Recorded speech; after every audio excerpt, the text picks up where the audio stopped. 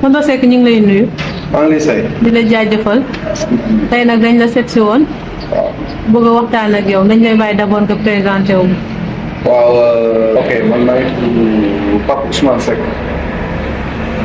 nekk d'abord je suis expert en soudure parce que moom laa defee wàllu agriculture ñëw Sénégal nag depuis 13 ans maa ngi Sénégal j'ai fait de l'agriculture voilà et puis spécial non seulement je suis agriculture mais damay créer ay matériel agricole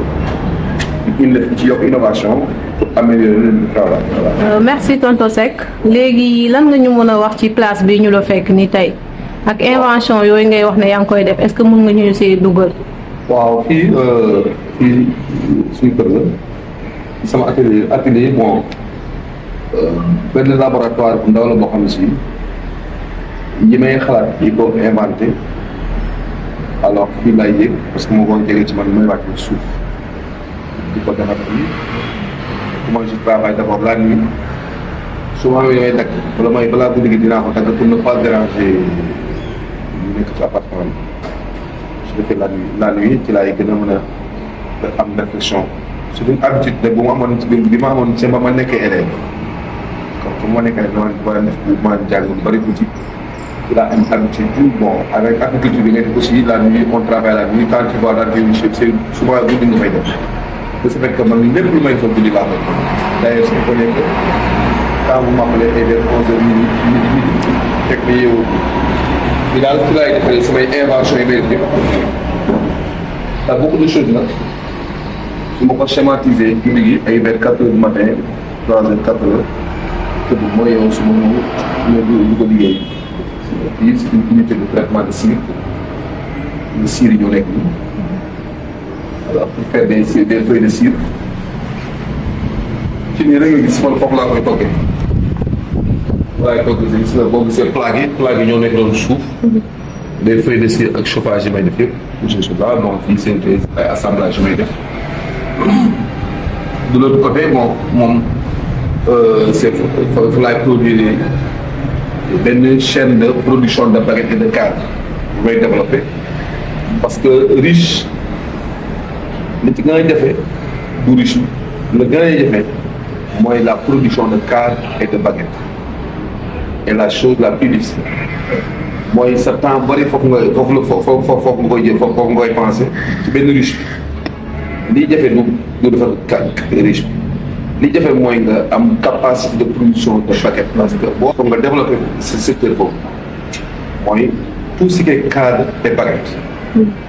benn point la boo xam si dañ ko taxaw c'est pourquoi ma investir ci ligne bu suñu ligne de production de cadre et de baguettes on a la capacité de faire 1000 baguettes par jour ça veut dire que en un jour mën nañu dagg bant bi raboter ko defar ko dagg ko omelette dagg triangle bi amorcer ko assembler ko def souder amorcer yi parce que on a cette capacité schéma quand j'étais en prison ci affaire détenu politique yi j'ai fait beaucoup de parce que une année yëpp ma ko lié beaucoup de schémas yu ma des na ci biir. D'accord. ma yor ma dugal biir feuille may tracer des règles may tracer c'est tout ça la majeure partie foofu laa ko inventé par exemple les riches en ciment li ci amélioration bi def je l'ai inventé quand j'étais en prison alors je me suis posé la question parce que da ngay toog lu am loo def da ngay toog toute une journée toog tabal ko alors pour ne pas faire passer du temps j'ai dessiné alors je me suis posé la question où se trouvent les points faibles des riches en ciment alors je me suis ci laa ni boo gisee ci appui baguette yi foofu souvent boo koy décoffrer day toj bu tojee c'est très difficile à faire. bu ma defaraat ko c'est très difficile bu tojee fekk la riche est peuplée mënuloo ko liggéey avec des gants parce que loolu c'est des petits bricolages très méticuleux tu ne peux pas le faire avec les gants parce qu'il y a les abeilles j'espère que et c'est de là que attaque bi am ci bëri fa lay amee alors ñun ça nous arrive souvent c'est moo tax ma def renforcement bi nekk ci rek ci kaw on a dans ci kii benn bi point faible mooy le trou d'entrée attaque yi fa lay jaar crépère yi fa lay jaar fausse teñ yi fa lay jaar mardouilla yi fa lay jaar yii yëpp fa lay jaar alors que parce que trou la rek benn trou bu ñu créé il fallait que nga def ci glisse pour mën a am grille d'entrée pour que abeilles yi daañu mën a au moins bu benn abeille bu nekk tax ci benn trou foofu seen bi ñëw dugg. après y a les abeilles gardiennes waaye. donc loolu mooy grille d'entrée. Planche d'envol bi benn ci moom itam mooy troisième élément d'invention bi ñu créé planche d'envol ça crée la ventilation naa la jox ci sama document yi rek vous verrez l'importance d'une planche d'envol ci ruche parce que abeilles yi fi lañuy taxaw bu tàngee ñuy ventiler seen aile pour faire entrer l'air pour créer benn système de courant d'air à Toubacouta suñu ruche yi nekk foofu bu nawet bu sànni dama naan gis ni dañ day am bave la bave mooy day am benn groupe d'abeilles boo xam ne taxaw ci bunt bi parce que ci biir dafa tàng parce que amul waaye on mën a seetlu toujours bu tàngee da ngay gis dañuy génn ci biti parce que tàng alors que bu ñu amee kii dañuy nekk ci bunt bi di ventiler air fa mu dugg mais planche d'envol dafa am beaucoup d'importance abeilles bu ñu feebaree bu ñu xëy suba bu ñu def seen vol de propreté dañuy kakaa foofu yow boo xool da nga mën a am lecture xool si soo am bonne santé wala ñu am bonne santé boo nekkee am na fooy yegg rien que le mouvement abeilles yi da nga mën a am appréhension ce qui se passe à l'intérieur des abeilles à travers la planche d'envol waaye donc c'est bien beaucoup d'utilités yoo xam si da koy def voilà yoo xam si planche d'envol daf ci am solo voilà loolu bokk na ci invention yi waaye invention yi tamit bokk na ci lii lépp nag ñun agriculteurs yi dañ ci war a wax man toujours boo gisee toujours damay bëgg ñu def ay colloques yoo xam ne ñu benn sujet ku nekk andi sa expérience et essayer de trouver des solutions. tey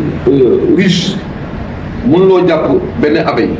nga jàpp ko tey ma comme ça capture tey su ma amoon sama capture tey ma jàpp benn capture Sangalkam moo ko andi fii route yu baaxul bu nekkee cadre la bu nekkee baguette la day dem. alors que war nañ ko mën a def cadre. boo xoolee attendoo la waaye boo gisee cadre bi ak baguette bi ñoom colonel Dembélé ak Gauthier yi ñu ko créé dañ ko def même dimension lañ ko def respecté kii ni mu mën a nekk ci biir ruche bi noonu la kii mën a nekk ci biir ruche ci biir ruchette kii mooy nekk ci ruchette mooy nekk ci ruche en ciment ñu ne leen nga pare ci extracteurs yi day dugg la même chose extracteur c'est fait pour bi mais bi tamit donc ils ont les mêmes dimensions waaye ce que je veux dire de ce fait que les captures ñun ñu daan def ci àll bi boo ko defee yoon bu baaxul boo ñëwee rayon ba dañuy dakk dañuy damm te dañuy damm daanu ci ko yam bi te bu nekkee couvert la day nëb alors que day abeille bëgg atmosphère bu sedd bu pas moo tax boo gisee benn abeille bu dee dañ koy proposer il ne supporte pas l'odeur abeille bugul odeur bon bu xëy de ce fait donc tu es obligé bis boo defee boo transporter benn riche benn capture nga andi ko nga jëli ko comme ça à 10 kilomètres wala 15 wala 20 100 kilomètres nga andi ko automatiquement nga ubbi ko xool ba xam amul itam bu nekkee dafa am itam nga yëkkati ko crochet ko mbaa nga transformé alors day fekk sonn léegi qu'est-ce qu'il faut faire